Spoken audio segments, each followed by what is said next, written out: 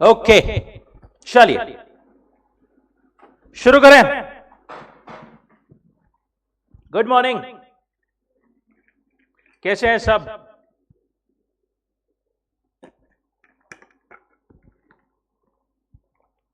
Online guys quickly confirm करेंगे आवाज screen everything is fine?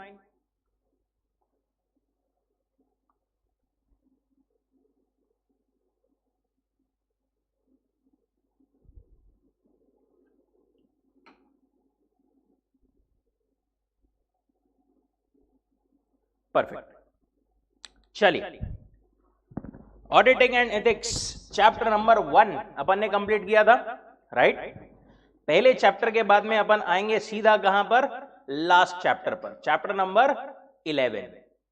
Chapter number 11 में जैसा मैंने उस दिन भी बोला था कि बेसिकली कुछ ऐसे बेसिक्स या ऐसे बेसिक टर्म्स है जो अपने को बहुत सारी जगहों पर यूज होने वाले हैं, राइट? जिसको एक्सप्लेन आखिरी चैप्टर में किया गया है। प्लस ये चैप्टर में और क्या क्या कवर्ड है, नाम से क्या लग रहा है? Ethics and terms of audit engagements. दो पार्ट लग रहे हैं चैप्टर के, एक है एथिक्स एंड एक है terms of audit engagement. Something related to ethics, ethics क्या होता है, हमारे लिए क्यों एथिक्स जरूरी है, क्या एथिक्स है, ये सब के बारे में। प्लस एक ऑडिटर ने अपना एंगेजमेंट एक्सेप्ट करते टाइम पर कौन सी चीजों को ध्यान में रखना चाहिए, कैसे कैसे अपना काम करना चाहिए। कुछ बेसिक एसेज, अपन ने एक एसे अभी तक कौन सा देखा? एसे 200, कौन सा? Overall objective of independent auditor and conduct of audit in accordance with standards on auditing. यहां पर फर्दर उसके नेक्स्ट SA 200, SA 220 एंड एक SQC रेफरेंस आया था, ध्यान में है क्या? क्वालिटी कंट्रोल के रिलेटेड, राइट? उन तीनों के बारे में भी यहां पर अपने को कुछ डिटेल्स दी है। वेटेज, वेटेज की बात करें तो कितने मार्क्स का वेटेज है इस चैप्टर का? लगभग 8 से 10 मार्क का आपके एग्जाम में वेटेज है। कितने मार्क्स का? 8 से 10 मार्क का वेटेज अपन ने देखा था। कहां पर देखते हैं अपन? ICAI की वेबसाइट पर, वहां पर उन्होंने जो है इसमें 8 से 10 मार्क का आपका इस चैप्टर का वेटेज दिया हुआ है। कुछ जनरल चीजें, कुछ एथिक्स, कुछ टर्म्स ऑफ ऑडिट एंगेजमेंट्स और कुछ ऐसे वगैरह इसके बारे में अपने को इसमें पूरा पढ़ना है। जैसे meaning of ethics, professional ethics के fundamental principles, independence, threats to independence, safeguard to independence, professional scepticism, SA 200, then SA 210, basic overview of SA 220, SQC 1, precondition for an audit, etcetera etcetera, ये सारी चीजें। Now chapter overview again ऊपर का, starting with the first basic things. देखो, human civilisation is built upon ethics, right? Think of any endeavour of human activity. Ethics मतलब, ये term मतलब सबसे पहले तो आप बताओ, आपको क्या पता है ये एथिक्स मतलब क्या होता है? मॉरल्स, मैनर्स, ओके, और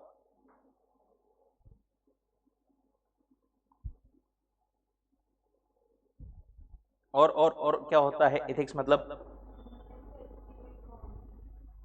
हमने सेट की हुई बाउंड्रीज, और basically we can say it's the study of what should we do and what should we not do. क्या करना चाहिए और क्या नहीं करना चाहिए। हम क्या कर सकते हैं इससे लेना देना नहीं है, हम झूठ भी बोल सकते हैं, हम चोरी भी कर सकते हैं, पर क्या ये चीजें हमने करना चाहिए? नहीं। क्यों नहीं करना चाहिए, कौन रोकता है हमें ये करने से, हमारे ethics, right. These are the terms which we call ethics. अब देखो एथिक्स है ना, ये बहुत बड़ी चीज है या बहुत वाइड टर्म है। हर जगह पर कोई भी ह्यूमन एंडेवर हो, कोई भी ह्यूमन एक्टिविटी हो, उसमें एथिक्स का इन्वॉल्वमेंट रहता है। Be it imparting of education, running a business, कोई प्रोफेशन आप कर रहे हो, पब्लिक एडमिनिस्ट्रेशन में, पब्लिक एडमिनिस्ट्रेशन मतलब गवर्नमेंट ऑफिसेस वगैरह, नॉट श्योर वहां पर एथिक्स इतना फॉलो होता है नहीं, but still ethics have a role to play in every field. क्यों इंपॉर्टेंट है ethics? Because it guide us and help in building trust. Example, एक बिजनेस का समझो, एक कंपनी, वो बोलते हैं which does not take care of its workforce और here its consumers, can they achieve any heights? जो एक कंपनी अपने ना तो कस्टमर्स की तरफ ध्यान देती है ना ही अपने एम्प्लॉयज की तरफ, can it achieve great Heights? Not at all. एक बिजनेस जो कि सिर्फ मुनाफा ज्यादा कमाने के लिए, प्रॉफिट ज्यादा कमाने के लिए सब स्टैंडर्ड प्रोडक्ट्स या फिर मिलावटी प्रोडक्ट्स दे देता है, क्या वो लंबे टाइम तक इज्जत के साथ में बिजनेस कर पाएगा? नहीं कर पाएगा। They are not able to stay in the market for too long. एक लॉयर फॉर एग्जाम्पल, उसने एक क्लाइंट ने एक लॉयर को हायर किया, क्लाइंट जो है वो खड़ा है अदालत में जज साहब के सामने, लॉयर आया ही नहीं। Does it sound like professional behavior, ethical behavior? Not at all. Who fails to attend legal proceedings without reasonable cause, putting his client interest in jeopardy. Is his conduct ethical? Such unprofessional behavior would tarnish his reputation and credibility. कहीं पर भी अगर हम ethically अपना conduct carry on ना करें तो हमारी रेपुटेशन, हमारी क्रेडिबिलिटी को, इसको जो है बहुत ज्यादा नुकसान पहुंचेगा। अगेन मिस्टर समीर, जो अपन ने फर्स्ट चैप्टर में थे वो लास्ट चैप्टर तक उसको इंट्रोडक्शन बना करके दिया है अपने को। He was trying to understand importance of ethics. ये कुछ बेसिक चीजें, not very much important. He knew that auditor should be a person of unimpeachable integrity. Unimpeachable मतलब बियॉन्ड डाउट, जिस पर उंगली ना उठाई जा सके।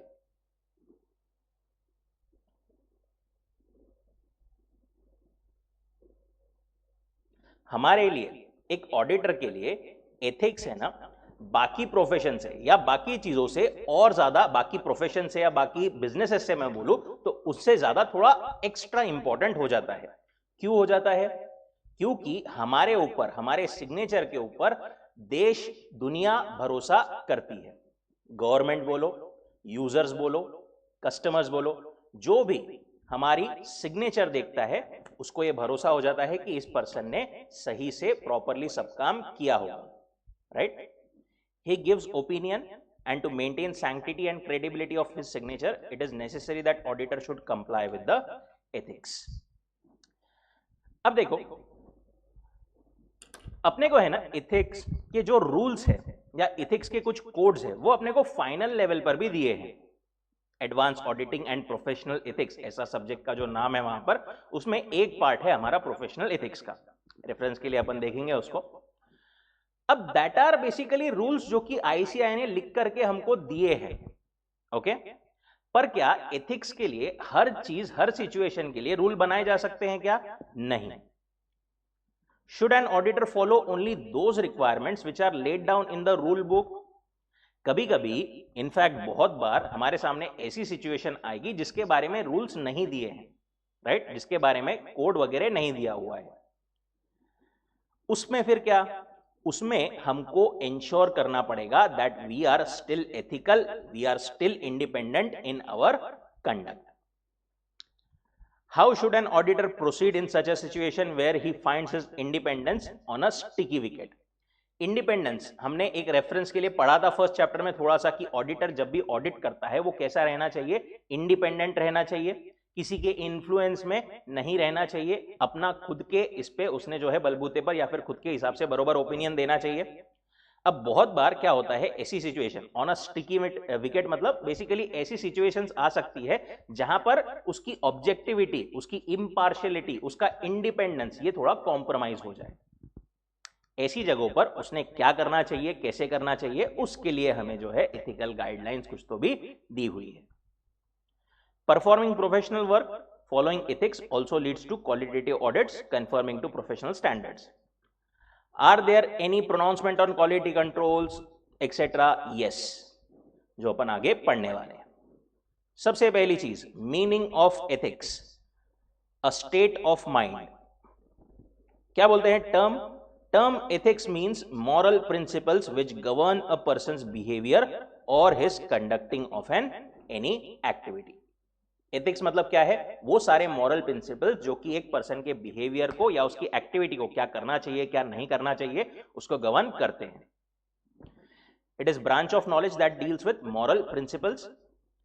It is something which comes from an individual intrinsically. Intrinsically मतलब क्या? अंदर से. देखो एथिक्स है ना, ये कभी किसी को सिखाए नहीं जा सकते, राइट? वो एक पर्सन के अंदर से अपने आप ही आते हैं, right? It comes from a persons character और बेसिकली कैरेक्टरिस्टिक्स और हिज स्टेट ऑफ माइंड.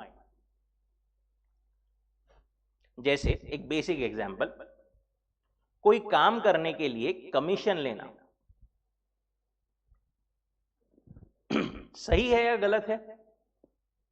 किसी के लिए सही हो सकता है, किसी के लिए गलत हो सकता है, right? Both these thoughts come from a different state of mind intrinsically, right? अंदर से ही आते हैं. It is basically in the habit and the temperament of an individual. The force has to be strong enough to withstand any selfish motive or temptation. देखो ऐसे मतलब अपने को motive या टेम्पटेशन समझते हो? बीच बीच में ऐसी सिचुएशन अपने सामने बहुत आती है. लेट्स से फॉर एग्जांपल चोरी नहीं करना, ठीक है? ये एक बेसिक एथिकल क्या बोल सकते हैं अपन उसको, कंडक्ट है. अपने सामने कोई लेट्स से 25,000 रुपए भूल करके चला गया, राइट? टेम्पटेशन हो सकता है किसी को भी, अरे 25,000 बहुत बड़ी अमाउंट है, बट हमारे एथिक्स जो है वो हमको क्या करते हैं, वो चोरी करने से रोकते हैं. हमारे एथिक्स क्या बोलते हैं? वो पैसा ले जा करके वापस जिस पर्सन के है उसको दे दो, right? Our ethics has to be strong enough to withstand any selfish motive or temptation. Selfish motive वगैरह तो बहुत बार आते हैं, बहुत सारी चीजों में आते हैं, बट हमारे एथिक्स उससे जो होना चाहिए, क्या होना चाहिए? थोड़े स्ट्रांग होना चाहिए, जो कि ऐसे मोटिव या टेम्पटेशन को दूर रखे.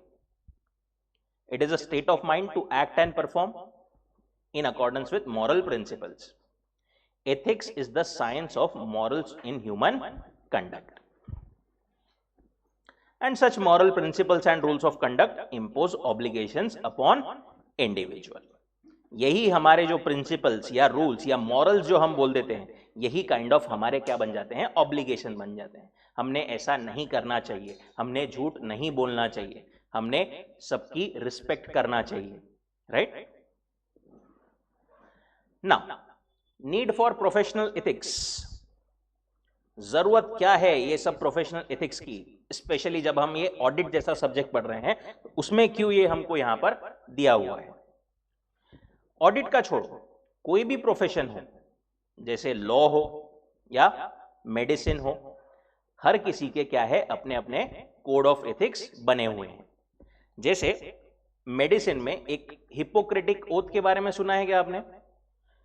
एक मतलब डॉक्टर को बेसिकली डॉक्टर बनने के बाद एक ओथ दिलाई जाती है कि आप जो है अपने पेशेंट को बरोबर हमेशा ट्रीट करोगे विदाउट एनी डिस्क्रिमिनेशन. आप जो है उसको प्रॉपरली जो सलाह है वो दोगे, उसके जो भी बीमारी वगैरह है उसका कॉन्फिडेंशियलिटी रखोगे, प्राइवेसी रखोगे, राइट? किसी को ना नहीं बोलोगे जबरदस्ती, right? All such things.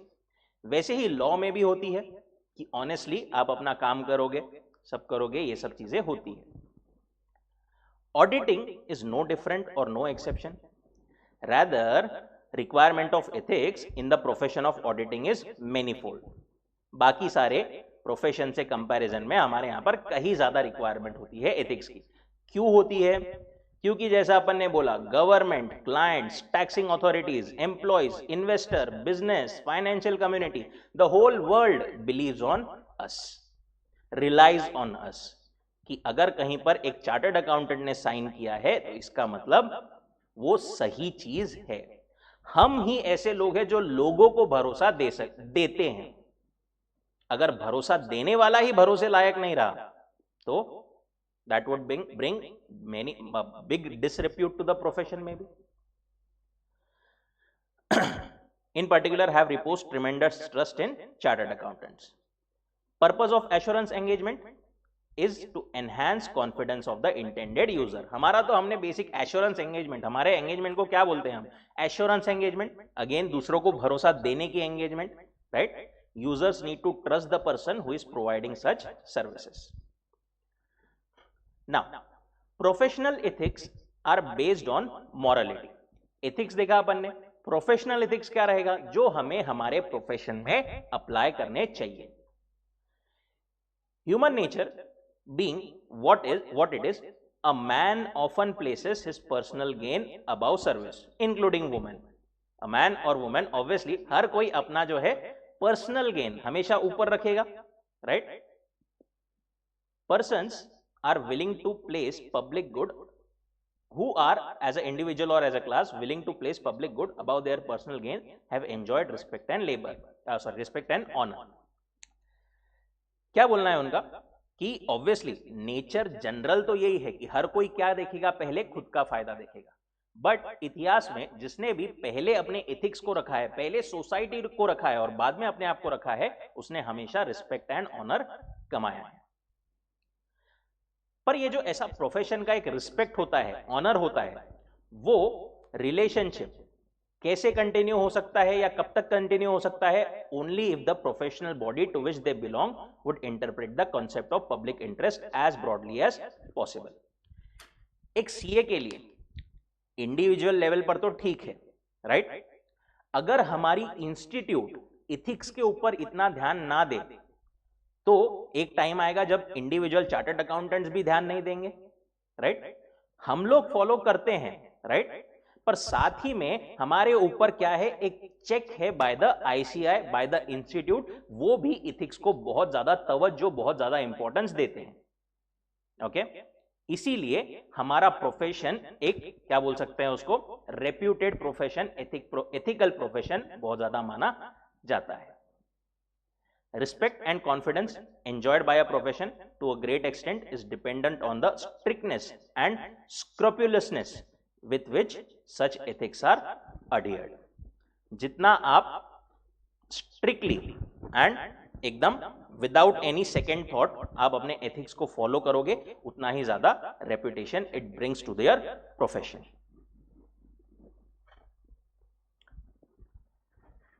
A distinguishing feature of the accountancy profession is its acceptance of the responsibility to act in public interest. हम काम किसके लिए कर रहे हैं? As far as we are talking of external auditor, हम किसके लिए काम कर रहे हैं? पब्लिक के लिए. पब्लिक में बहुत सारे लोग आते हैं. एक इंटेंडेड यूजर जो है उसमें हम सबमिट तो एक जने को करते हैं रिपोर्ट, बट यूज पूरी दुनिया करती है उसको. Professional ethics seek to protect interest of the profession as a whole and acts as a shield that enables us to command respect. A chartered accountant, either in practice or in service, has to abide by ethical behavior. हम चाहे practice में हो, आप CA बनने के बाद में practice करो, चाहे सर्विस करो, सभी के लिए कुछ एथिक्स जो है स्पेसिफिकली अप्लाई होते हैं. They are expected to follow fundamental principles of professional ethics while performing their duties. Service users should be able to feel secure that there exists a framework which govern the provisions of those services. हम क्या कर रहे हैं? Service provide कर रहे हैं किसी को, ऑडिटिंग की. जो सर्विस यूजर्स है, जो हमारी सर्विस ले रहे हैं, उनको एक भरोसा होना चाहिए मन में कि हमने सही आदमी को अपॉइंट किया है, हम सही आदमी के साथ में डीलिंग कर रहे हैं. इसीलिए आईसीआई ने है ना स्पेसिफिक रिगार्डिंग सर्टेन मैटर्स कुछ कोड्स जो है अपने को एथिक्स के दिए हैं. अपने को ऑब्वियसली यहां पर मतलब इंटर लेवल पर नहीं है, वो फाइनल लेवल पर आपको जस्ट एक आपके रेफरेंस के लिए अपन देखें. ICAI Students BOS knowledge portal, BOS knowledge portal में यहाँ पर अपना स्टडी मटेरियल न्यू स्कीम किधर गया, study material new scheme, foundation, intermediate, final. Final पर इंग्लिश मीडियम, इंग्लिश मीडियम में सब्जेक्ट्स में तीसरा सब्जेक्ट हमारा कौन सा है, advance auditing, assurance and professional ethics. 3 बड़ी बड़ी मॉड्यूल्स है फाइनल लेवल पर हमको ऑडिटिंग ये सब्जेक्ट के लिए। उसमें मॉड्यूल 3 में जाएंगे, मॉड्यूल 3 में chapter number 19 professional ethics and liability of auditor. लगभग 200 पेज का एक चैप्टर हमारे को सिर्फ प्रोफेशनल एथिक्स पर है। देखो एथिक्स में ICAI ने हमको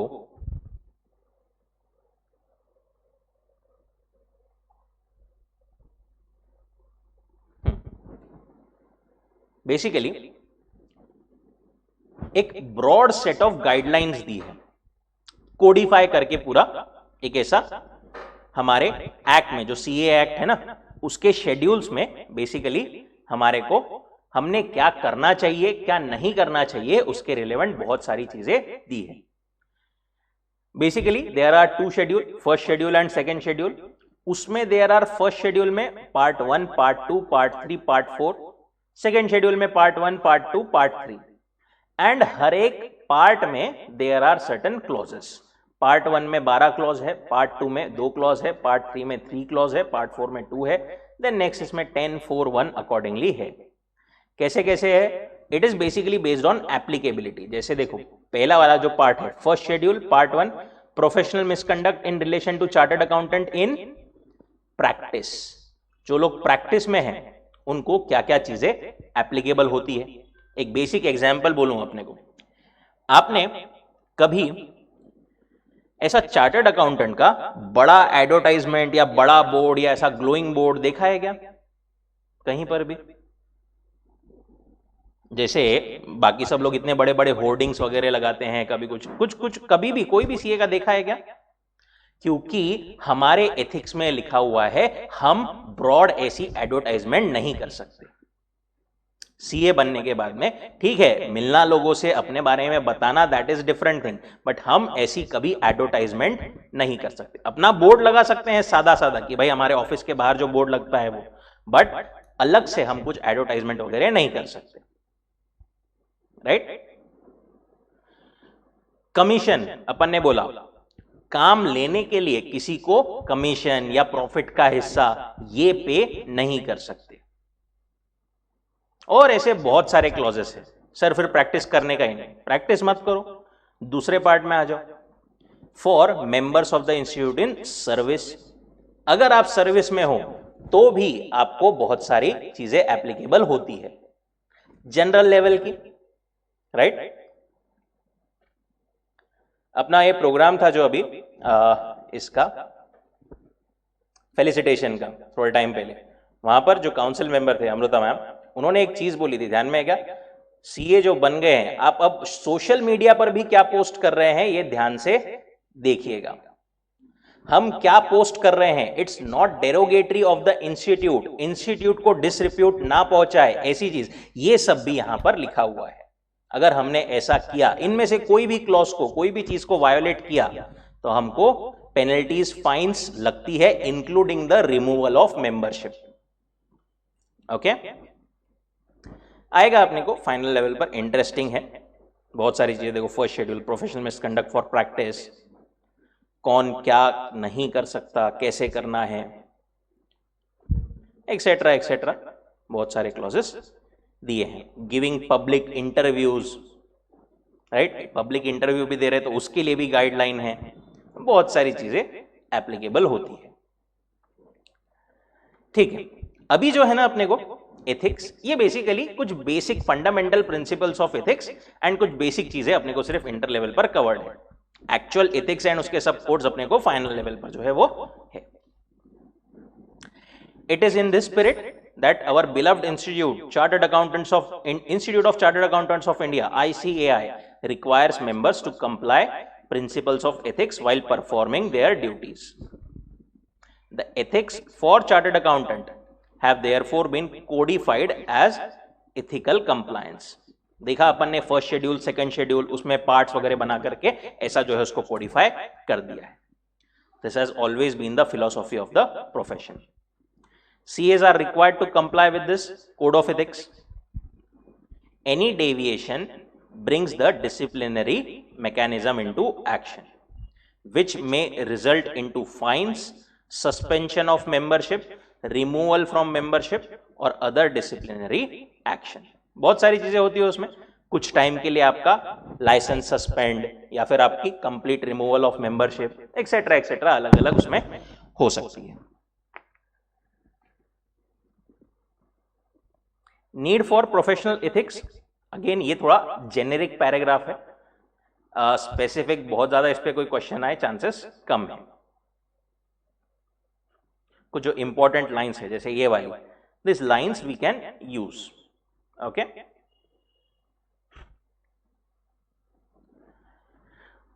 third, principle based approach versus the rule based approach to ethics. देखो, दो स्कूल ऑफ थॉट्स होते हैं. एक होता है प्रिंसिपल बेस्ड, एक होता है रूल बेस्ड अप्रोच. एक बेसिक एग्जांपल से समझते हैं. लेट्स से अपन ने यहां पर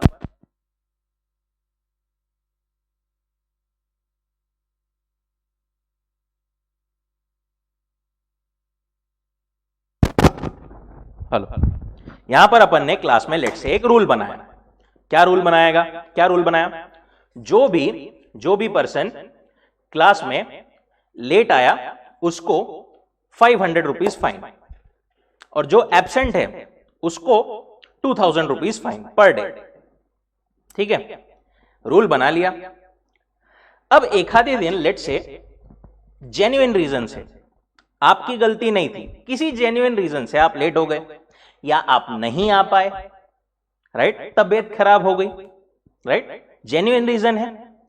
ऐसे केस में रूल क्या बोलता है? नहीं आए, लगना चाहिए, राइट. पर यहां पर आपको वैसे क्या लगता है कि सही में फाइन लगाना सही रहेगा या फिर माफ कर देना उस दिन के लिए सही रहेगा? माफ कर देना सही रहेगा. क्यों?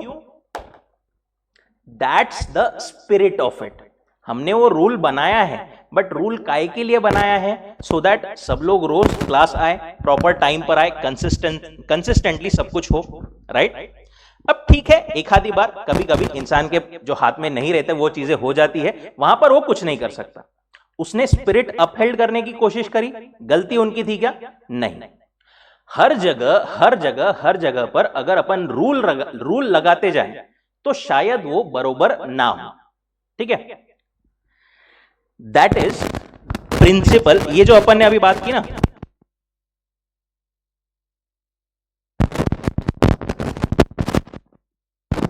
Hello, that is principle based approach versus the rule based approach to ethics. एक हो सकता है ये रूल है, ये फॉलो करना ही पड़ेगा, बस खत्म. दूसरा जो मेन होता है वो क्या है? Ethical guidance may follow principle based approach or rule based approach. Essence of principle based approach requires compliance with the spirit of ethics. Actually हमने जो रूल बनाया है उसका पर्पस क्या है, क्यों हम बना रहे हैं? वो स्पिरिट को फॉलो करना, that is principle based approach.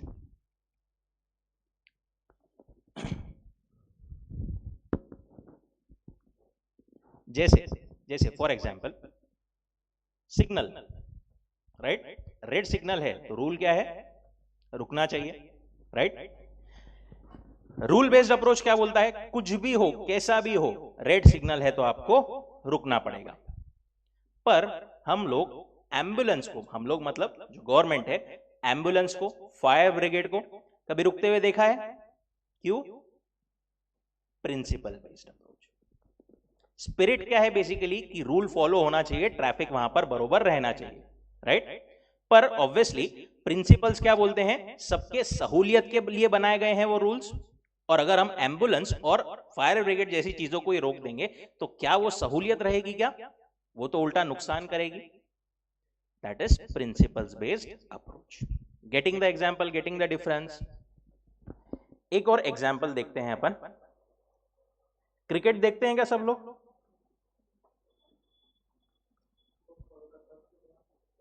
Score follow करते हो?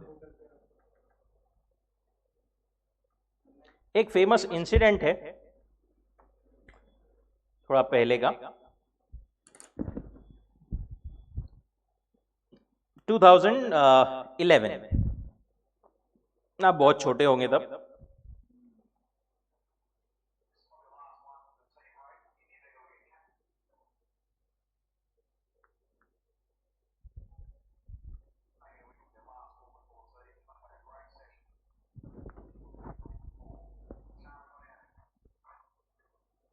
ध्यान से देखिए क्या हुआ वहां पर।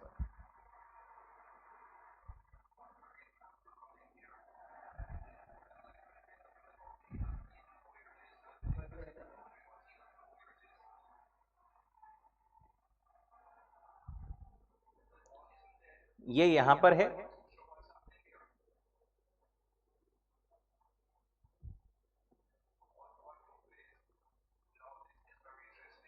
देखिए अभी बॉल बाउंड्री तक गया है क्या? नहीं गया है।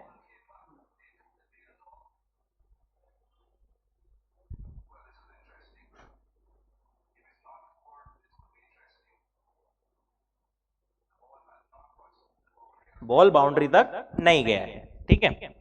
अब हुआ क्या है वो आगे देखते हैं अपन।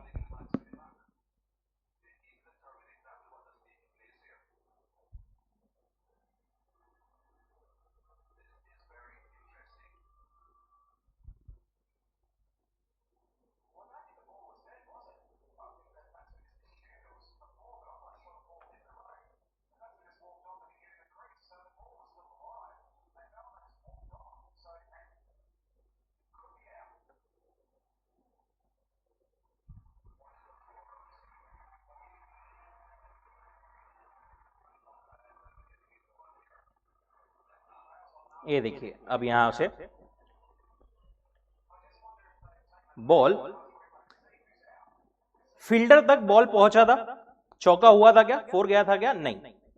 फील्डर ने बॉल वापस फेंक दिया, सबको लगा including umpires, including the batsman, including the fielders कि वो चौका हो गया है। अब यहां पर ये जो प्लेयर है, ये मैं एरो जहां पर है, ये प्लेयर क्रीज में नहीं गया वापस, उसको लगा कि फोर हो गया है, ठीक है। यहां पर मीनवाइल बॉल आया और हमारे प्लेयर ने उसको स्टंप यहां पर आउट कर दिया कि आप तो क्रीज के बाहर हो, आउट हो।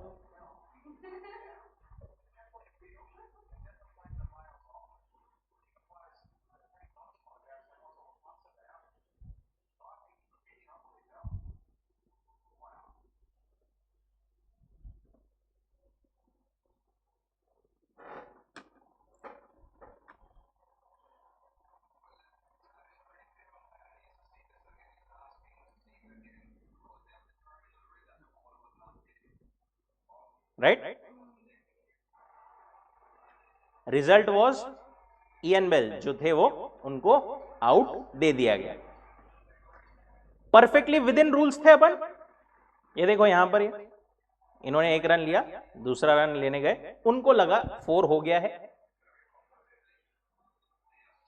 ये देखो ये वापस भाग रहे थे बट उनको लगा फोर हो गया है, जाने दो। और उतने में ये बॉल आकर के इन्होंने यहां पर आउट कर दिया, ठीक है। बरोबर, हमारी अपील, हमने अपील की थी वो बरोबर था। रूल फॉलो कर रहे हैं हम, रूल तो यही बोलता है, right.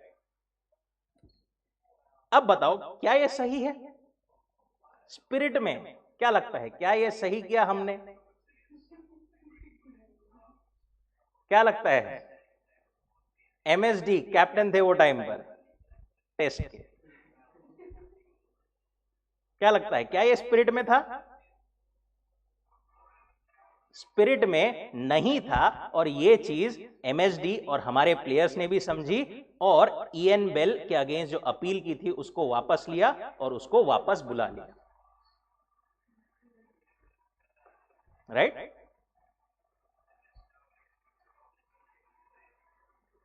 our players withdrew their appeal. Principal based approach, rule तो बरोबर फॉलो किया था हमने, रूल क्या बोलता है, आपने आउट किया बरोबर आउट है, but spirit matters, right?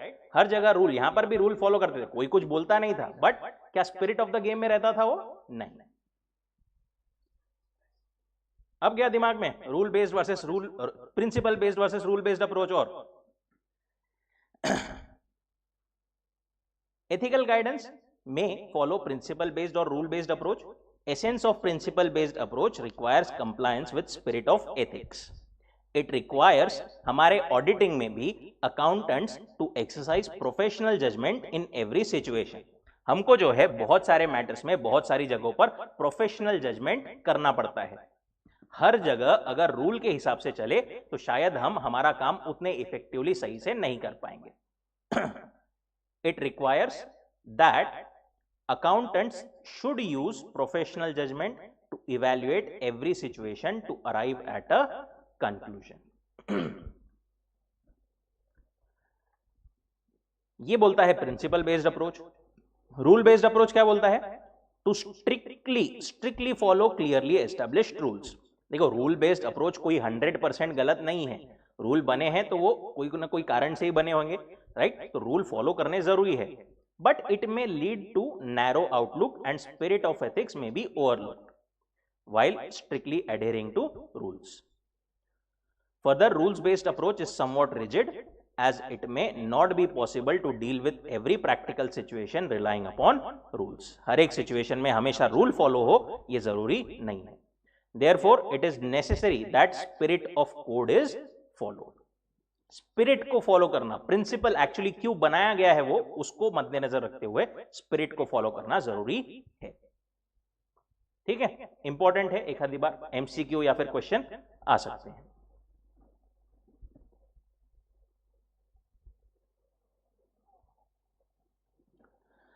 Now fundamental principles of professional ethics. Fundamental principles of professional ethics. Fundamental principles मतलब बेसिक चीजें, कौन सी चीजें मिल करके एथिक्स को बनाती है। Fundamental principles of ethics establish the standard of behaviour expected by professional accountant. A professional accountant shall comply with each of the fundamental principle. कौन से फंडामेंटल प्रिंसिपल है? 5 फंडामेंटल प्रिंसिपल है।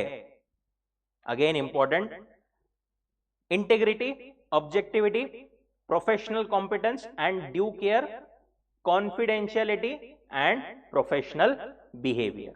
कौन से 5?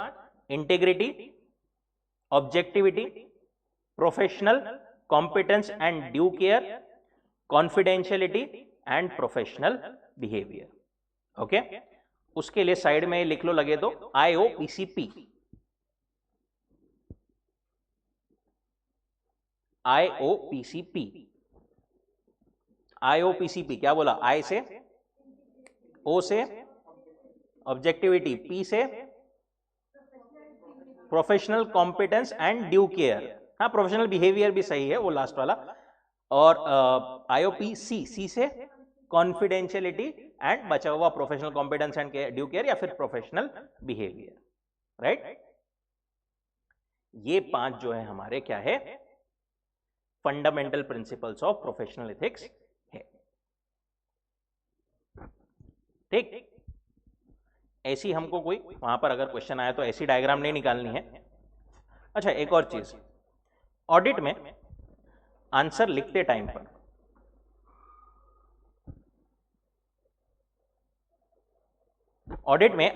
टाइम पर जैसा अपने को फाउंडेशन में लॉ में था वैसे ही अपन ने बोला था 2 टाइप के क्वेश्चन आते हैं, एक डायरेक्ट, दूसरे थोड़े केस बेस्ड। केस बेस्ड में भी बहुत सारे ऐसे होते हैं जो कि पहले पूरा केस दिया होता है, आखिरी में लाइन क्या बोलते हैं, वो लाइन में डायरेक्ट क्वेश्चन ही पूछते हैं। ठीक है, अब जहां पर भी ऐसे क्वेश्चन हो डायरेक्ट या केस बेस्ड, जहां पर आपको स्पेसिफिक पॉइंट्स हो, जैसे यहां पर है IOPCP, राइट? वहां पर हर एक क्वेश्चन में नहीं, बट कहीं कहीं पर बीच में क्या करना, ऐसी छोटी सी जो है डायग्राम टाइप निकाल देना।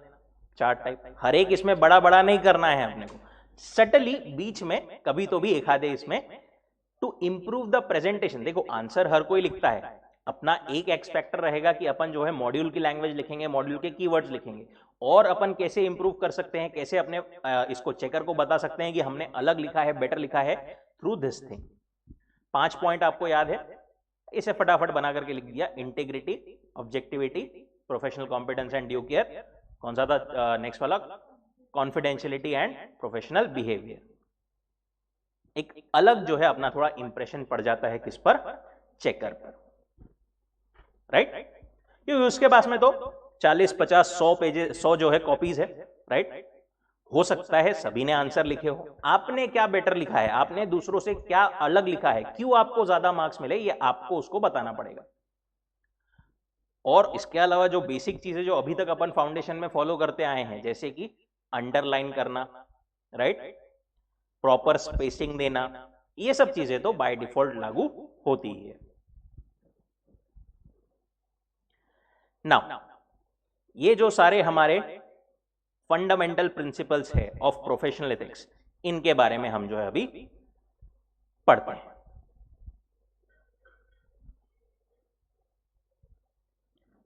पहला, integrity.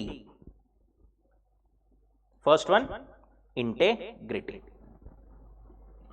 A professional accountant shall comply with the principle of integrity. Integrity, ये वर्ड बहुत कॉमन है, बहुत बार अपन ने सुना है। इंटीग्रिटी मतलब क्या होता है आपके हिसाब से?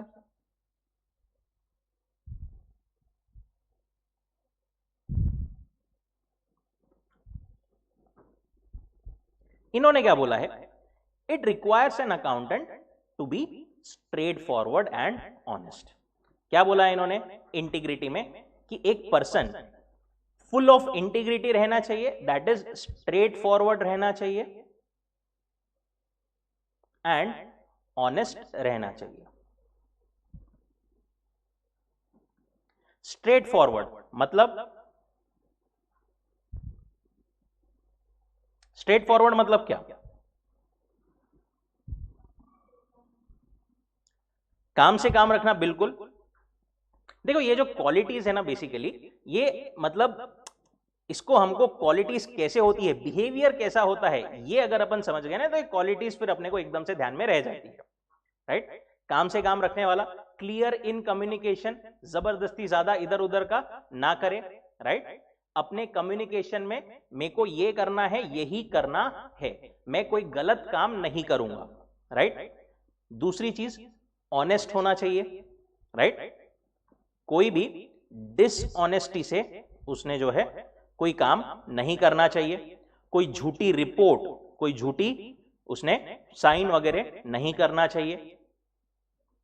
In all professional and business relationship, किसी भी तरीके से डिसेप्टिवली कोई काम नहीं करना चाहिए, किसी को धोखा देने वाला, राइट। या फिर लेट से रिपोर्ट बनाते टाइम पर क्लाइंट बोले कि मेरी ये चीज रिपोर्ट मत करो यार, ठीक है। आपने सोचा मैं जिसको रिपोर्ट करने वाला हूं उनको क्या ही समझने वाला है, राइट। मैं इसको थोड़ा घुमा फिरा करके अपने लैंग्वेज में लिख देता हूं। This is deception. Does it sound like a person with integrity? No. हमारा बेसिक पहला फंडामेंटल प्रिंसिपल क्या बोलता है कि एक पर्सन जो है वो शुड बी, एक चार्टर्ड अकाउंटेंट जो है, एक ऑडिटर जो है, he should be a person with integrity in all professional and business relation. Integrity implies fair dealing and truthfulness. Honesty, truthfulness देखा अपन ने, कोई झूठ नहीं, कोई जबरदस्ती, कोई बात नहीं, and fair dealing. Fair dealing मतलब सब लोगों को फेयरली ट्रीट करे, whether employees, whether client, whether government authorities. ऐसा नहीं कि किसी की तरह स्पेसिफिक बायस हो, राइट। फेयरली सबको प्रॉपरली ट्रीट करे। A professional accountant shall not knowingly be associated with reports, returns, communications, or other information where the accountant believes that the information contains a materially false or misleading statement.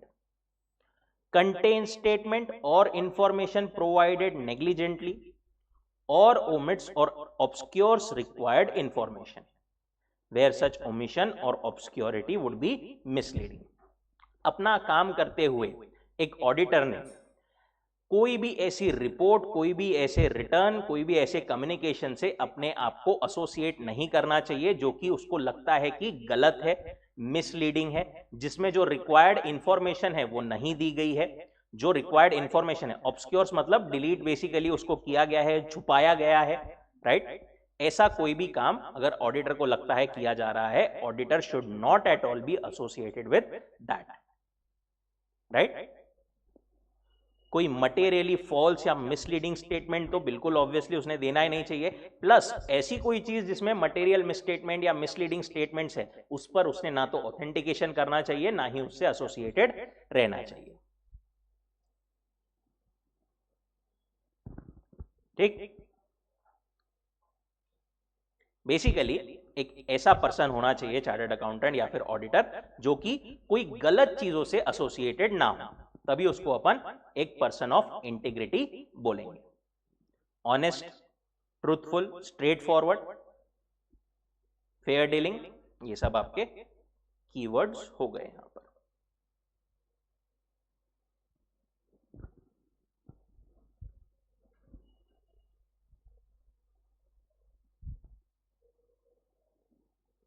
अपने फायदे के लिए या अपनी चीज के लिए कोई गलत रिपोर्ट या गलत क्या बोल सकते हैं उसको, ओपिनियन ना दे। लेट्स से क्लाइंट उसको बोले भैया मैं आपको पैसे देता हूं, आप एक काम करो, क्या करो, सही सही रिपोर्ट दे दो मुझे, जो गलत चीजें है वो मत बताओ। Does it sound like integrity? नहीं। एक जब when I used to be मतलब in my articleship there was a मतलब ऐसा छोटा सा एनेक्डोट, एक नाम नहीं लेता हूं उसका, एक पिज्जा का ब्रांड था, ठीक है? हम लोग वहां पर उसके ऑडिट के लिए गए थे, वी हैड 2-3 पर्सन एंड उनका है ना वहां पर कैसा होता था कि अगर आप कोई मतलब फूड चेन में या ऐसा कुछ कहीं पर ऑडिट करने जाते हो ना, तो there was basically some basic checks that were required to be perform by us. कुछ एक चेकलिस्ट हमको परफॉर्म करनी थी एंड हमको स्टॉक भी प्रॉपरली चेक करना था, ठीक है? उनका प्रॉपर कोल्ड स्टोरेज रहता है पूरा पिज्जा का अंदर का, हमने शॉप वगैरह देखी अंदर से कैसा क्या रहता है। इट वाज मतलब वेल नेम्ड पिज्जा, राइट? वहां पर क्या हुआ, उनके चीज के स्टॉक में बहुत ज्यादा डिफरेंस आ गया, जितना उनका मतलब बुक्स में दिख रहा था उससे कंपैरिजन में बहुत ज्यादा कम था। हमने उनको बोला कि भैया ऐसा कैसा हो गया? बोले वो सर सही बोलो तो ऐसा है कि वो लोग जो हमारे यहाँ पे काम करते वो चलते फिरते चीज खाते रहते हैं, तो वो इससे बोले ज्यादा डिफरेंस हो गया है। मतलब इतना डिफरेंस, इतना थोड़ी चीज खाएगा कोई 2-4 किलो, राइट? ये तो हम रिपोर्ट करेंगे। वो क्या बोला, पहले सामने तो कुछ नहीं बोला मैनेजर, बाद में साइड में आकर क्या बोला, सर आपको मैं 4-5 कूपन देता हूं, अभी का आपका लंच फ्री में देता हूं, जितने पिज्जा जो खाना है, लिटरली सही में बता रहा हूं मैं, अब जितने फ्री में खाना हो खा लो, प्लीज वो चीज का जो है वो रिपोर्ट मत करो, वो प्लीज मत बोलो। क्या करना चाहिए इसमें? हमने रिपोर्ट तो किया और एक पिज्जा भी खा लिया राइट? पर रिपोर्ट करना जरूरी है, राइट? ऐसा ना हो कि हम उसकी लालच में रिपोर्टिंग ही ना करें। That would have been a question on our integrity. वो तो उन्होंने अपने मर्जी से दे दिया, ऐसा समझो, ऐसा होता है। It's about the situation and how you deal with it. देखो ऑब्वियसली अब यहां पर बड़ी बड़ी कंपनी में अपन हायरार्की वगैरह के बारे में भी, प्रैक्टिकल वर्ल्ड कैसा होता है, अपन पूरा डिस्कस करते रहेंगे ड्यूरिंग आवर लेक्चर्स। बट कोई भी बड़ी फर्म्स वगैरह में क्या होता है, डायरेक्टली पार्टनर नहीं जाता ऑडिट वगैरह करने, ठीक है? वहां पर ऑब्वियसली आर्टिकल के ऊपर देयर इज सीनियर पर्सन या सीनियर बड़ा आर्टिकल, उसके साथ में असिस्टेंट के ऊपर और पर्सन होते हैं, उसके बाद में मैनेजर, सीनियर मैनेजर, फिर पार्टनर होता है, राइट? तो ऐसी सिचुएशन में लेट से आपको क्लाइंट बोले सर ऐसा ऐसा मत करो, ऐसा ऐसा करो, तो आप क्या बोलना चाहिए, क्या बोलोगे आप? अगर वो आप पे प्रेशर डाल रहे हैं या आपको बोल रहे हैं अरे मत करो ना ऐसा ऐसा, आप मे भी ऐसा बोल सकते हो, सर सॉरी मेरी तो सिर्फ रिपोर्टिंग की रिस्पॉन्सिबिलिटी है मेरे सीनियर को, आप चाहे तो उससे बात कर लो, राइट? ऐसा बोल करके आप ये कर सकते हो, but you should be straightforward in your conduct, right? That's integrity. Break लें छोटा सा, continue, we will continue after the break.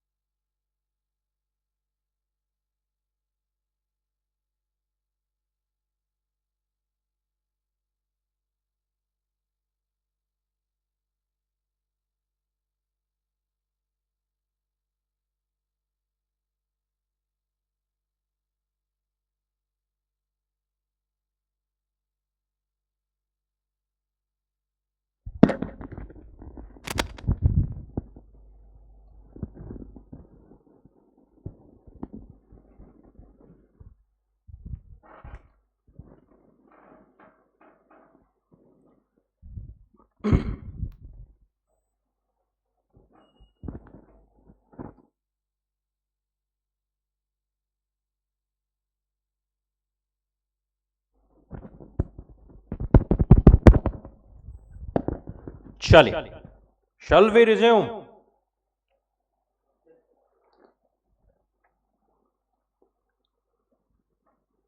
Fundamental principles of professional ethics ये पढ़ रहे थे अपन। इसमें कौन से 5 fundamental principles? IOPCP, I for integrity, O for objectivity, P for competence and due care, 4th C confidentiality and 5वां professional behaviour. उसमें से पहला वाला इंटीग्रिटी मतलब क्या होता है ये अपन ने देखा है। Second is objectivity. ऑब्जेक्टिविटी मतलब क्या? ऑब्जेक्टिविटी मतलब बेसिकली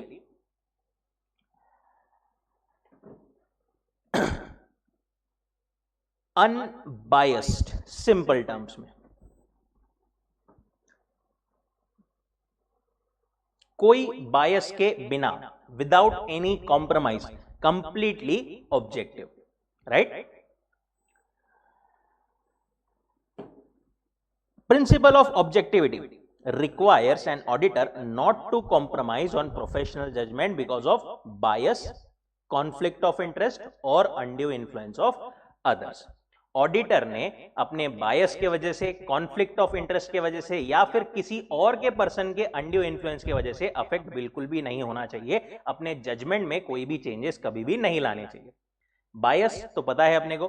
कॉन्फ्लिक्ट ऑफ इंटरेस्ट क्या हो सकता है? जैसे फॉर एग्जांपल एक ऑडिटर अपने भाई के कंपनी का ऑडिट करे, राइट? वहां पर उसका कॉन्फ्लिक्ट ऑफ इंटरेस्ट आ जाएगा। वहां पर उसको अपन कंप्लीटली ऑब्जेक्टिव बोल सकते हैं क्या? नहीं, राइट? वहां पर he can not be said to be objective. ऐसे टाइम पर क्या करना चाहिए उसने? क्या उसने वो असाइनमेंट एक्सेप्ट करना चाहिए? नहीं करना चाहिए, क्योंकि वहां पर उसके ऑब्जेक्टिविटी को क्या है? खतरा है। और ना ही किसी के अनड्यू इन्फ्लुएंस में आना चाहिए उसने, राइट? लेट्स से कभी कभी क्या होता है, एक क्लाइंट और सीए के बीच में बहुत टाइम से क्लाइंट ने सीए को अपॉइंट करके रखा है, तो काइंड ऑफ एक इनफॉर्मल रिलेशन बन जाता है। हो सकता है 2-3 साल बाद क्लाइंट बोले, अरे भाई ये तू अपना ऐसा कर रहा, क्या मेरे मिसस्टेटमेंट बताएगा तू रिपोर्ट में, मत कर, राइट? हो सकता है ऐसा। अनड्यू इन्फ्लुएंस अपन ने लॉ में भी पढ़ा था, ध्यान में है क्या? इसमें फाउंडेशन में एक पर्सन जब दूसरे पर्सन को डोमिनेट करने की पोजीशन में रहता है, तो यहां पर नॉट एग्जैक्टली वो, बट अनड्यू इन्फ्लुएंस का बेसिक मीनिंग वही होता है, राइट? तो ऑब्जेक्टिविटी क्या बोलता है कि it require an auditor not to compromise professional judgment. किसी भी तरीके से उसका प्रोफेशनल जजमेंट कॉम्प्रोमाइज नहीं होना चाहिए, बायस के कारण, कॉन्फ्लिक्ट ऑफ इंटरेस्ट के कारण या किसी और पर्सन के अनड्यू इन्फ्लुएंस के कारण। अगर कहीं पर उसको ऐसा लगता है कि मेरी इस असाइनमेंट में या ये काम में मेरी ऑब्जेक्टिविटी कॉम्प्रोमाइज हो सकती है, मेरे ऑब्जेक्टिविटी को खतरा है, तो it requires that professional accountant shall not undertake a professional activity. Okay? If a circumstance और relationship unduly influences the accountant's professional judgment regarding that activity. किसी भी तरीके से, किसी भी कारण से अगर ऐसा लगता है, तो वहां पर ऑडिटर ने वो काम ही नहीं लेना चाहिए।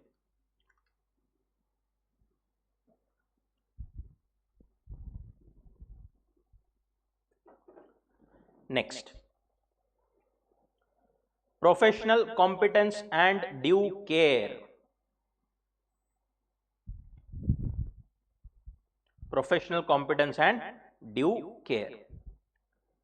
मैं यहां पर ऑडिट पढ़ा रहा हूं, अगर मुझे ही ऑडिट पता नहीं, मैं ही सीए नहीं हूं, या मैंने ही कभी ऑडिट वगैरह ये देखा नहीं है, किया नहीं है, कुछ किया नहीं है, तो क्या मेरे को ऑडिट पढ़ाना सही रहेगा? मैं ये पढ़ा रहा हूं because I know I have that professional competence. अगर मेरे पास वो नहीं है, फिर भी मैं पढ़ाऊं जस्ट इससे पढ़ाने के लिए, तो क्या वो सही रहेगा? नहीं।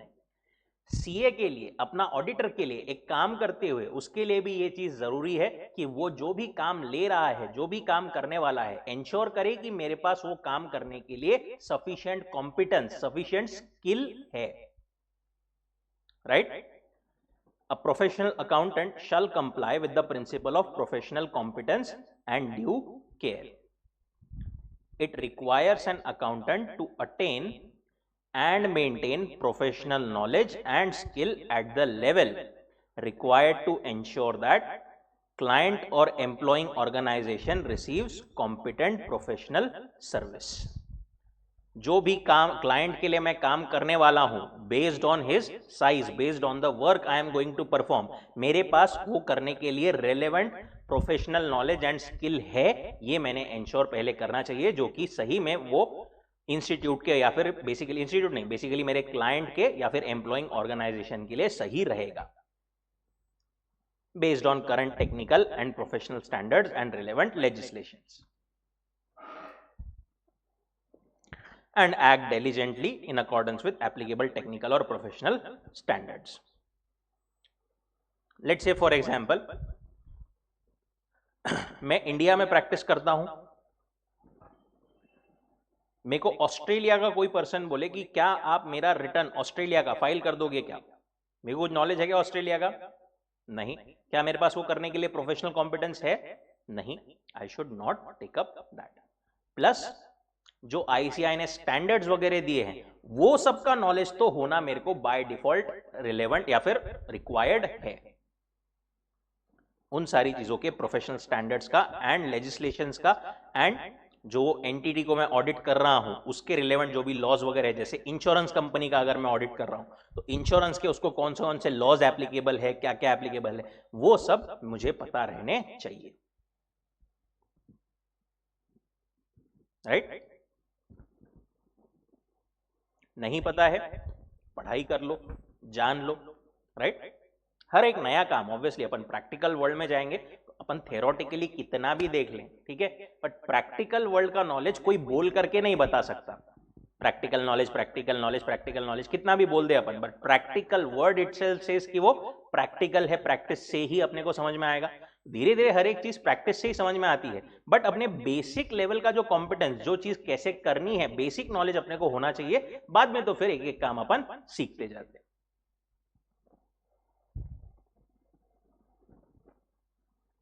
Diligence includes responsibility to act carefully, thoroughly and on timely basis in accordance with requirements of the assignment.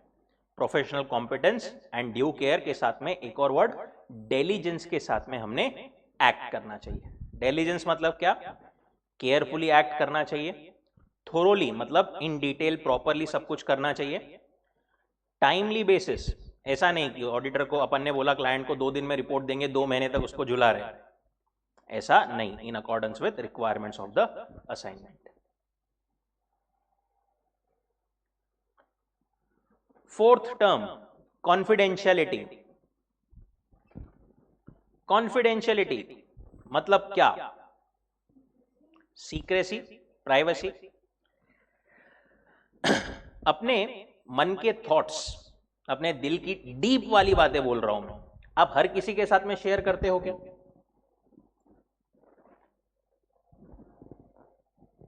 ये सनी का अपने दिल के हर एक थॉट, हर एक डीप की दिल की बात क्या आप हर किसी के साथ में शेयर करते हो क्या?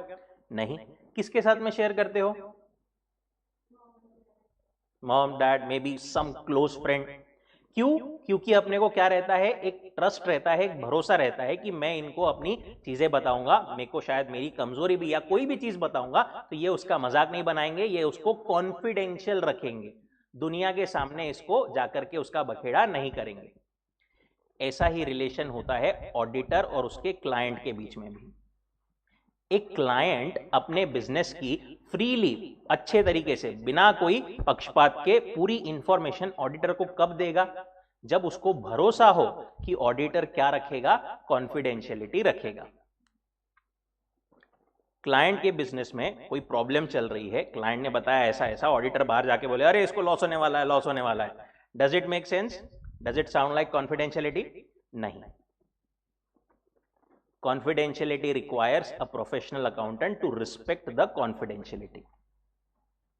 एक ऑडिटर के पास में नहीं, क्या काम करते हुए एक इंस्टीट्यूट की, एक जो एंटिटी को ऑडिट कर रहा है उसकी बहुत सारी क्रूशियल इंफॉर्मेशन आती है, right?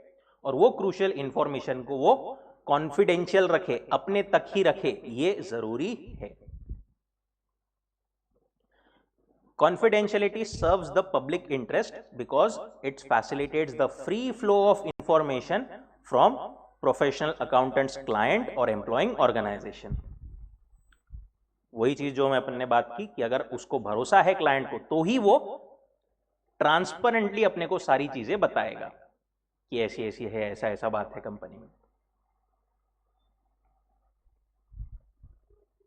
To the accountant with the understanding that information will not be disclosed to third party। फिर तो सर अपन रिपोर्ट भी क्यों देते? रिपोर्ट भी नहीं देना चाहिए? नहीं, ऐसा नहीं। However, such confidential information may be disclosed। कौन से केसेस में? When it is required by law। कभी कभी लॉ बोलता है, लेट से लॉ का एक प्रोविजन है, वो बोलता है कि अगर आपको काम करते हुए कुछ, वो हर एक इसको एप्लीकेबल नहीं है, बेसिकली अपने को उसमें जाने की जरूरत भी नहीं है, बट बेसिक प्रोविजन ऐसा है कि अगर ऑडिटर को ऑडिट करते टाइम पर कोई ऐसा फ्रॉड ध्यान में आया ना, कोई मटेरियल बहुत बड़ा फ्रॉड ध्यान में आया, तो उसकी रिस्पॉन्सिबिलिटी है कि उसने वो चीज रिलेवेंट रेगुलेटर को बतानी चाहिए। ठीक है, ये यहां पर कौन बोलता है? लॉ बोलता है। यहां पर फिर कॉन्फिडेंशियलिटी का प्रिंसिपल अप्लाई नहीं होगा। दूसरा, when it is permitted by law, right? अगर लॉ बोलता है आप कर सकते हो ये चीज को डिस्क्लोज, तो भी आप कर सकते हो। और it is authorised by the client और एम्प्लॉयर, जिसको मतलब जो जिसने आपको एम्प्लॉय किया है, जिसकी आप रिपोर्ट ऑडिट कर रहे हो, उसने अगर बोला है हाँ ठीक है आपने बाहर बता दिया चलेगा, तो आप बता सकते हो। और देयर इज प्रोफेशनल ड्यूटी और right to disclose. Professional duty और राइट अपना क्या है? To give the report, right? वो ओपिनियन देना जरूरी है। It is not prohibited by law.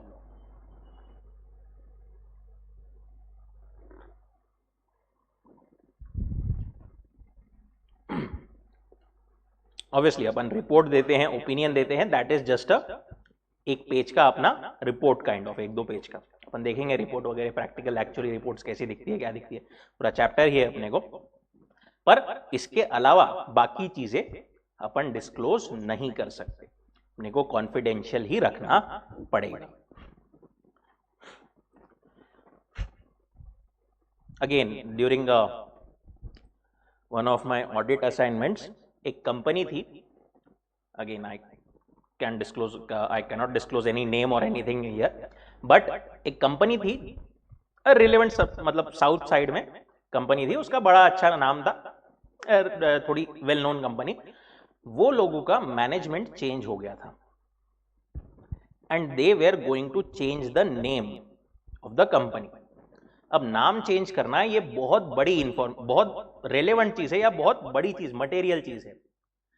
अब ये नेम चेंज होने वाला था लगभग 6 मंथ्स के बाद। हम जब ऑडिट कर रहे थे तो ऑडिट करते टाइम पर क्लाइंट ने हमको ये बताया था कि ऐसा ऐसा ये होने वाला है। एक जूनियर आर्टिकल था, ये वाज फर्स्ट ईयर जस्ट, उसने जो है ऐसे ही बाहर हम गए थे, वहां पर किसी से बात करते करते बोल दिया। The partner took him into his room, उसको 1-1.5 घंटा पूरा एक कॉन्फिडेंशियलिटी का मतलब समझाया, क्या नहीं करना चाहिए, एंड आगे से उसको वो वाले असाइनमेंट पर लेकर भी नहीं आया, राइट? वो बेचारे की मतलब वो छोटे, इसकी गलती नहीं, उसने तो मे बी यार उसको पता नहीं था, but again these things come intrinsically, right? थोड़ी सी समझ खुद में भी होनी चाहिए इन चीजों से रिलेटेड, राइट? ऐसा नहीं कि अपने मन मर्जी से अपन कुछ भी कर रहे हैं। When we come into this profession, थोड़ी सी रिस्पॉन्सिबिलिटी हमारी भी बढ़ जाती है of the ethical behaviour. And last point is professional behaviour. हमने बिहेवियर अपना कैसा रखना चाहिए? प्रोफेशनल रखना चाहिए। That is it requires an accountant to comply with relevant laws and regulation and avoid any conduct that the accountant knows or should know might discredit the profession। ऐसी कोई भी चीज, ऐसा कोई भी बिहेवियर एक प्रोफेशनल अकाउंटेंट ने, chartered accountant ने नहीं करना चाहिए जिसके कारण हमारे प्रोफेशन को, हमारे इंस्टीट्यूट को डिसरिप्यूट आ सकती है, जिसके कारण हमारे प्रोफेशन को या इंस्टीट्यूट को डिसरेप्यूट या डिस्क्रेडिट हो सकता है। लाइक मे बी जैसे talking bad things about ICI, this is not right. अपने से कोई रेलेवेंट अथॉरिटीज कोई इंफॉर्मेशन मांग रही है, अपन इग्नोर कर रहे हैं, that is again not a professional behaviour. Proper reply देना, this comes within our professional behaviour. कोई क्राइम करना, this is again not a professional behaviour. Personal level पर अलग चीज है रे, पर्सनल लेवल पर तो ठीक है, वो तुम्हारा लेना देना, but when you are a member of the institute you should be maintaining professional behaviour. कोई फ्रॉड या क्राइम या ऐसी कोई चीज करना, this is against the professional behaviour. A professional accountant shall not knowingly engage in any employment, occupation or activity that impairs or might impair integrity, objectivity or good reputation of the profession, and as a result would be incompatible with the fundamental principles. ठीक, एक बार 2 से 3 minute का time देता हूं, एक बार वापस से पांचों प्रिंसिपल्स पढ़ेंगे सब लोग अलॉन्ग विथ अंदर के कीवर्ड्स।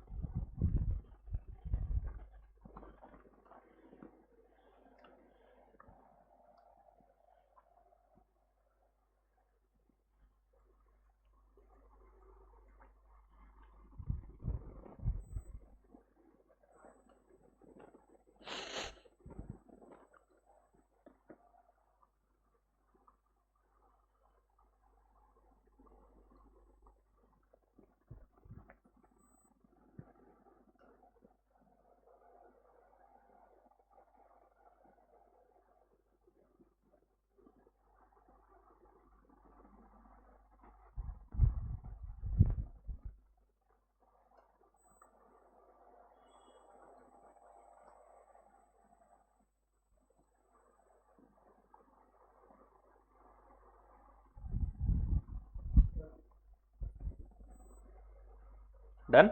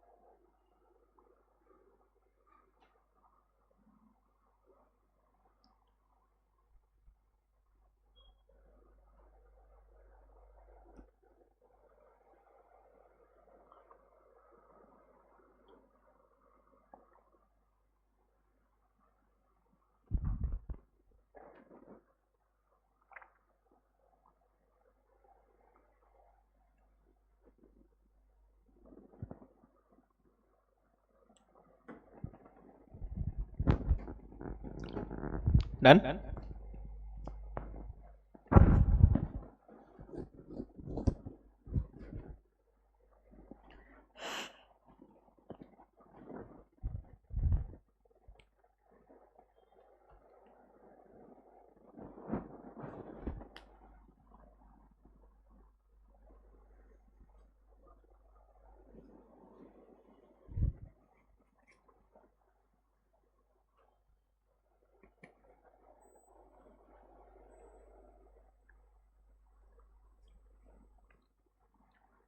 ओके,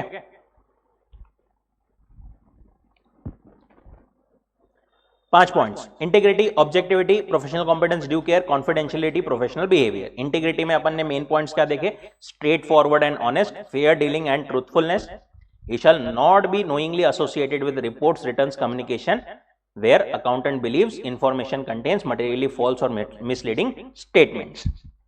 ऑब्जेक्टिविटी में क्या बोलते हैं वो कि auditor requires auditor not to compromise तीन चीजें, bias, conflict of interest, undue influence. अगर उसको ऐसा लगता है कि उसके वजह से उसका प्रोफेशनल जजमेंट कॉम्प्रोमाइज हो रहा है तो he should not take up the assignment. Not undertake professional activity if circumstances relationship unduly influence professional judgment. Professional competence due care क्या बोलता है? Should comply with principle of professional competence and due care. Required to attain and maintain professional knowledge and skill. Required to ensure client receives competent professional service. Technical professional standards and relevant legislation. Again ये keywords. उसमें एक और word था diligence. Diligence से काम करना चाहिए. To act carefully on a timely manner on the basis in accordance with requirements of assignment. Confidentiality क्या बोलता है? पहला पॉइंट बोलता है कि हमने क्या रहना चाहिए? कॉन्फिडेंशियल रहना चाहिए. कोई भी इंफॉर्मेशन जो हमारे पास में आती है हम उसको डिस्क्लोज नहीं कर सकते. पर दूसरा पॉइंट क्या बोलता है कि देयर आर उसके एक्सेप्शन जहां पर डिस्क्लोज कर सकते हैं, जहां पर required by law, permitted by law, authorise by client या प्रोफेशनल ड्यूटी या राइट टू डिस्क्लोज. ठीक है. 5 फिफ्थ पॉइंट प्रोफेशनल बिहेवियर क्या बोलते हैं कि comply with relevant laws and regulations. हमने ऐसा कोई भी बिहेवियर नहीं करना चाहिए. We should not engage in employment occupation activity that impairs or might impair integrity, objectivity or good reputation of the profession. Test your understanding 1 पढ़ेंगे सब लोग और आंसर बताएंगे.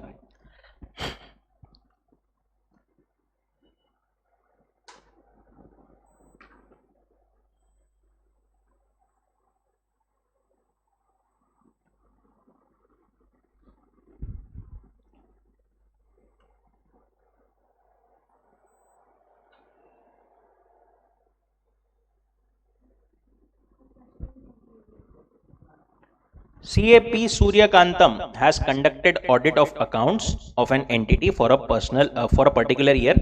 ICI has issued a letter to him regarding certain matters concerning audit. He didn't even bother to reply to the letter. Discuss with fundamental principle governing professional ethics is disregarded by him. कौन से principle को disregard किया है उसने? Professional behavior. Specific कोई integrity वगैरह इसको नहीं किया है. यहां पर प्रोफेशनल बिहेवियर क्या बोलता है कि आपने अथॉरिटी ने आपसे कोई चीज मांगी है तो आपने देनी चाहिए, इग्नोरेंस नहीं करना चाहिए. इसलिए प्रोफेशनल जजमेंट प्रोफेशनल क्या बिहेवियर आपका कॉम्प्रोमाइज वहां पर हुआ है. 11.42 failure to reply to professional body smacks of lack of courtesy and professional responsibility. Principle of professional behavior is disregarded.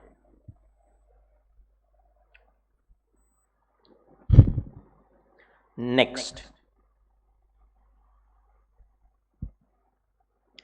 test your understanding 2.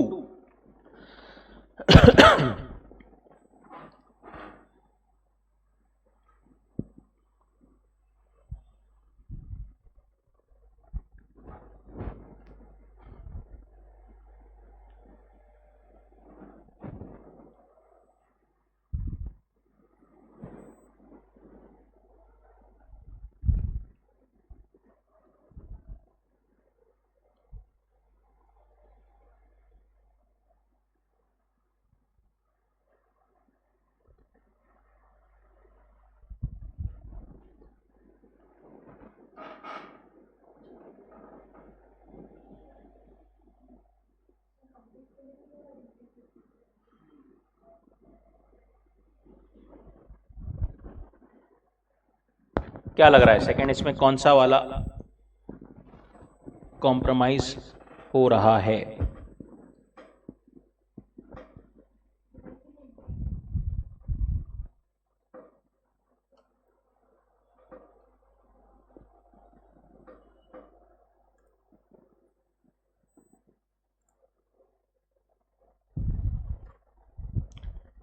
देखो ऑब्जेक्टिविटी जो है ना, Sanika also says objectivity. Objectivity में क्या पढ़ा था अपन ने कि वो बायस नहीं रहना चाहिए, कॉन्फ्लिक्ट ऑफ इंटरेस्ट नहीं रहना चाहिए, राइट? यहां पर कुछ बायस दिख रहा है क्या? कॉन्फ्लिक्ट ऑफ इंटरेस्ट दिख रहा है क्या?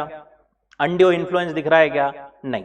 यहां पर उसने क्या किया है? कुछ तो भी गलत इंफॉर्मेशन, मिसलीडिंग इंफॉर्मेशन को हां बोल दिया है, ट्रूथफुल वो नहीं है। यहां पर हमारा मेन चीज जो गई है, मेन जो fundamental principle that have gone for toss is integrity. CA in practice issued certificate showing original cost of plant and machinery for rupees 9 crores to save some regulatory fees. However, original cost was 15 crore as per records of client, which fundamental principle governing professional ethics is violated. उसने झूठ बोला है, कुछ तो भी सही काम नहीं किया है। He has not been honest in his dealing. He is not been truthful. देखो स्पेसिफिक पॉइंट ही वहां पर क्या बोलता है? Professional accountant shall not knowingly be associated with report, return, communication, information where accountant believes information is materially false or misleading. More specific principle is integrity.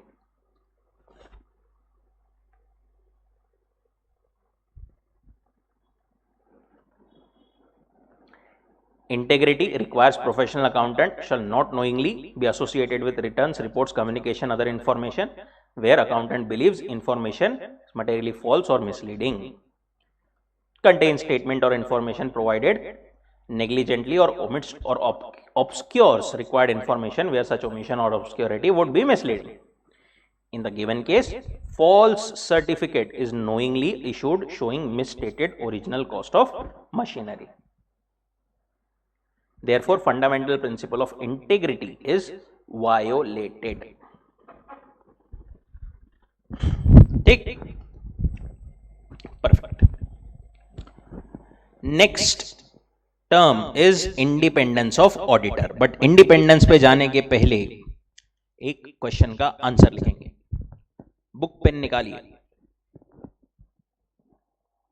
Will try to the extent possible daily और at least alternate day अपन एक question answer definitely यहां पर class में ही लिखेंगे। Might be boring, might be time taking, but it is necessary.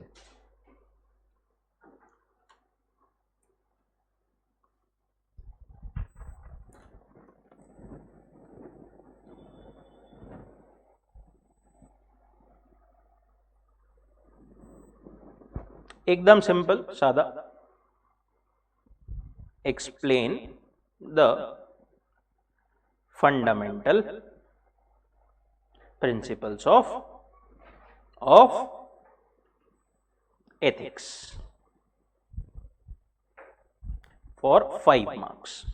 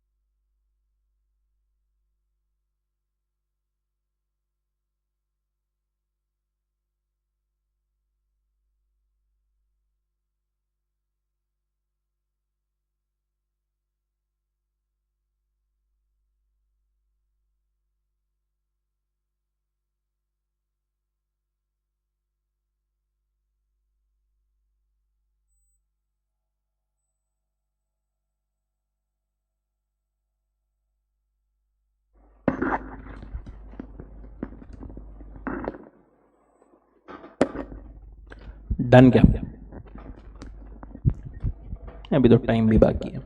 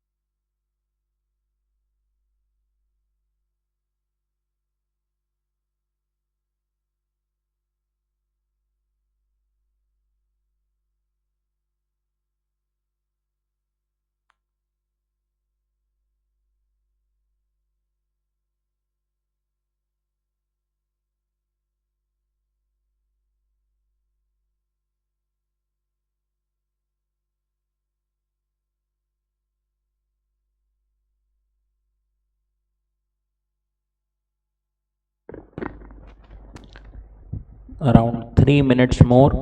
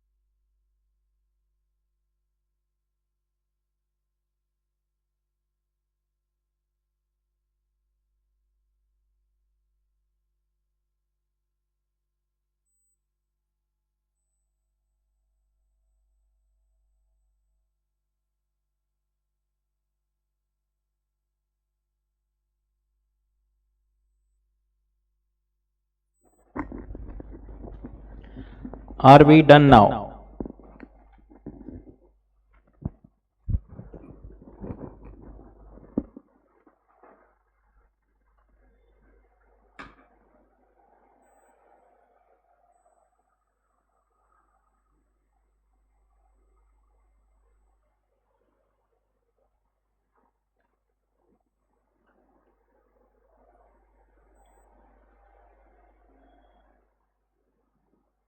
चलो stop.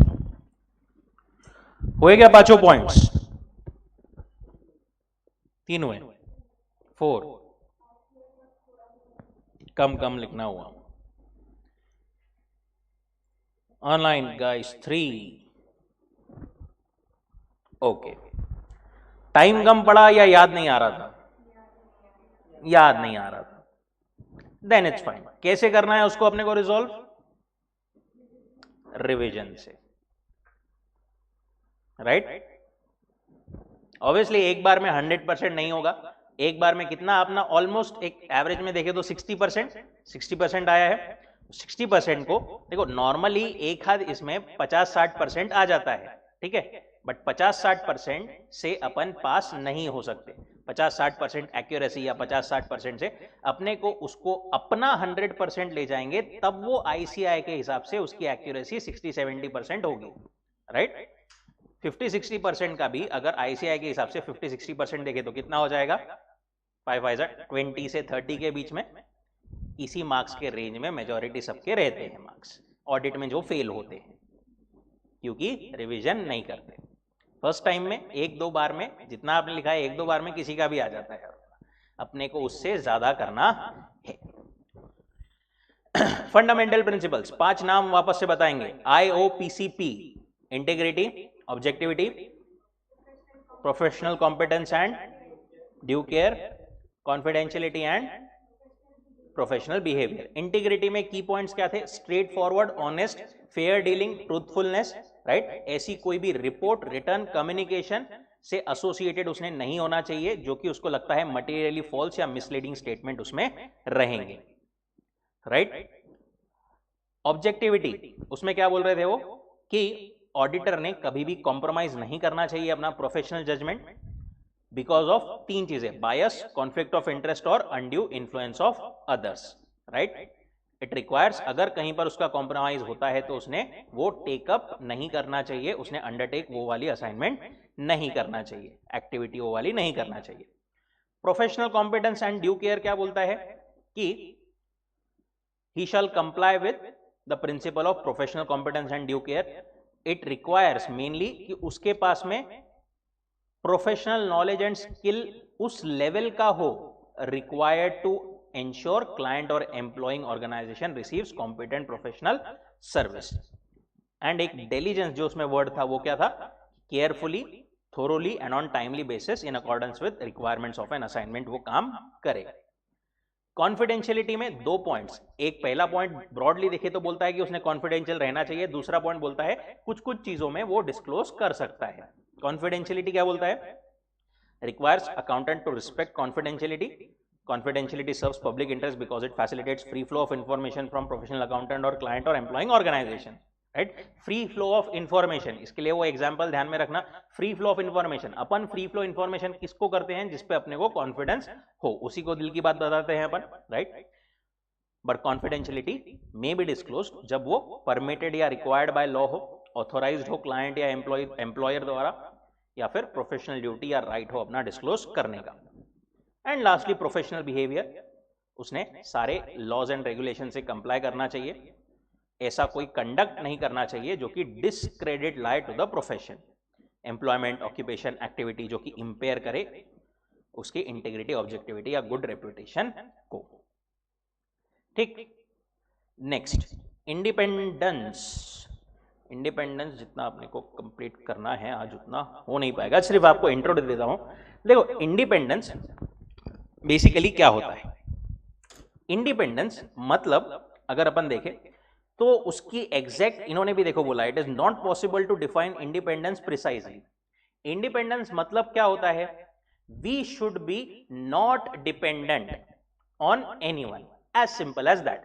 किसी भी तरीके से मेंटली, फिजिकली या किसी भी तरीके से अपन ने किसी पर भी कोई भी डिपेंडेंसी नहीं चाहिए जिसके वजह से अपना कुछ जजमेंट या कुछ भी चीज अफेक्ट हो। इंडिपेंडेंस में हम 2 चीजें देखेंगे।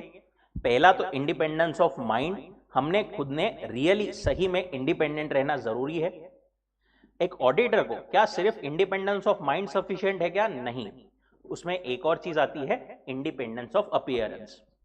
हम अच्छे हैं, हमने अच्छे से काम किया है, ये तो जरूरी है ही, पर साथ ही में there should be independence in appearance. बाहर वालों को, एक लेमैन को, कोई थर्ड पार्टी को जो हमको देख रहा है बाहर से, उसको भी देख करके ये लगना चाहिए कि एक ऑडिटर हम जो है वो क्या है, इंडिपेंडेंट है। डिटेल में इसको अपन देखेंगे कल। अभी अपन क्या करते हैं, जो अपन ने आज देखा उसको क्विकली एक गो थ्रू करते हैं। पहली चीज, chapter 11 ethics and terms of audit engagement.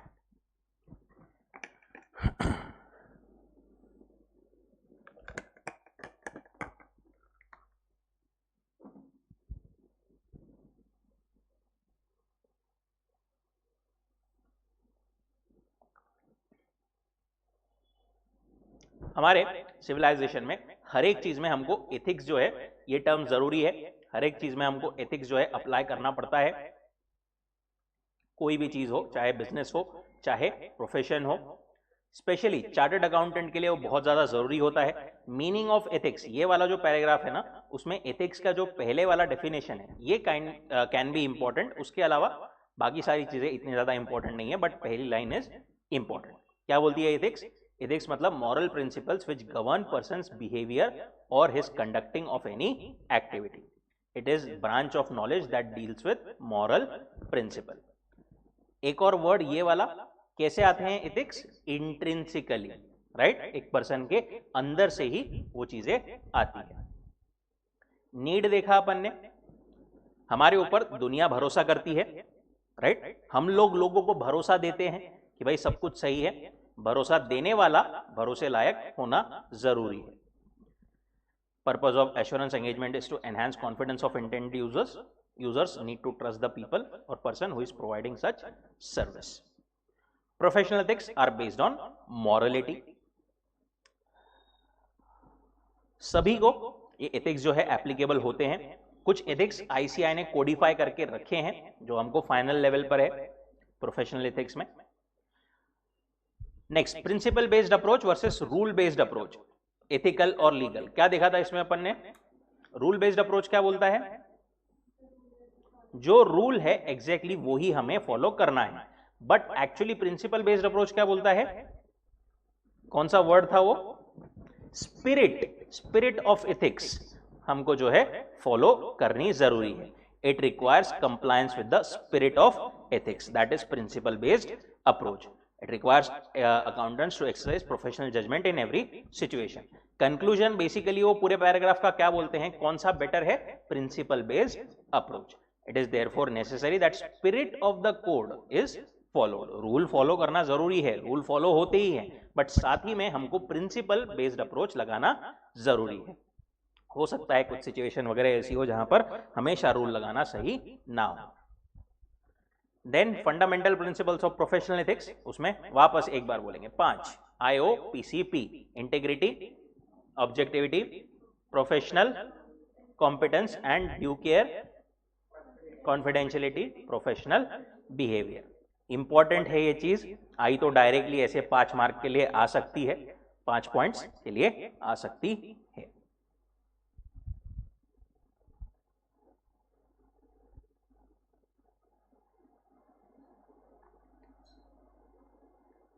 Right? Perfect. आपका जो पेपर होता है उसमें जनरली अभी तक जो देखा गया है 5 मार्क के ऊपर का क्वेश्चन नहीं आता है, ठीक है?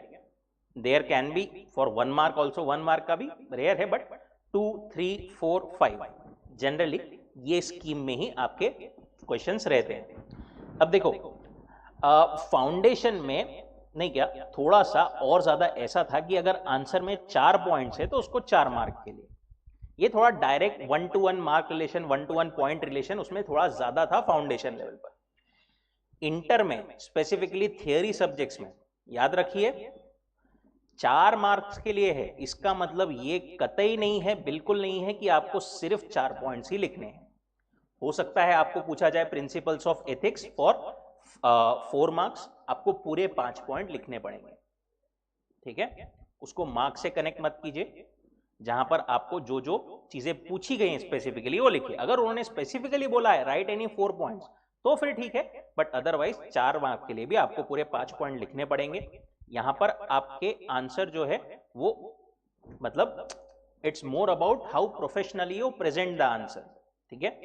अगेन कट शॉर्ट थोड़ा अवॉइड करिए, जो की पॉइंट्स है अपने आंसर में उसको आने दीजिए, इंक्लूड करिए। थोड़ी लेंथ ऑब्वियसली, अब अगेन सीए में अपन ने पहले भी बोला था, it's not about length, it's about quality, but overall अगर अपन ने सही आंसर पूरे सारे पॉइंट्स लिखे तो उसकी एवरेज लेंथ वैसी हो ही जाती है। और इंटर में, ऑडिट में स्पेसिफिकली थोड़ा आंसर्स की लेंथ देखे तो ज्यादा होती है, थोड़ा पेपर लेंदी होता है। आप डायरेक्टली 3 मार्क के लिए ऐसा नहीं बोल सकते कि 3 मार्क का ही क्वेश्चन है क्या, मेरा तो आधे पेज में या फिर पौने पेज में ही खत्म हो जाएगा। Not necessary, there can be cases कि आपका 1.5 पेज तक जाए, जनरली नहीं होता है, जनरली इंस्टीट्यूट वैसा करती है, बट इंस्टीट्यूट ऐसा भी कर सकती है, एक क्वेश्चन आपको पूछेगी 3 मार्क का जिसमें डिटेल्ड आंसर रिक्वायर्ड हो, उसको बैलेंस आउट करने के लिए कहीं पर पेपर में दूसरे क्वेश्चन में 3 मार्क का पूछ लेगी जिसका थोड़ा सा छोटा सा आधा पेज का आंसर हो। आपको रिलेवेंट पॉइंट सारे कवर करने जरूरी है अपने आंसर्स में। Okay, perfect. चलो, with this let us stop for today. कल we will continue with our ethics. उसमें कौन सा वाला, independence of auditors. Thank you so much.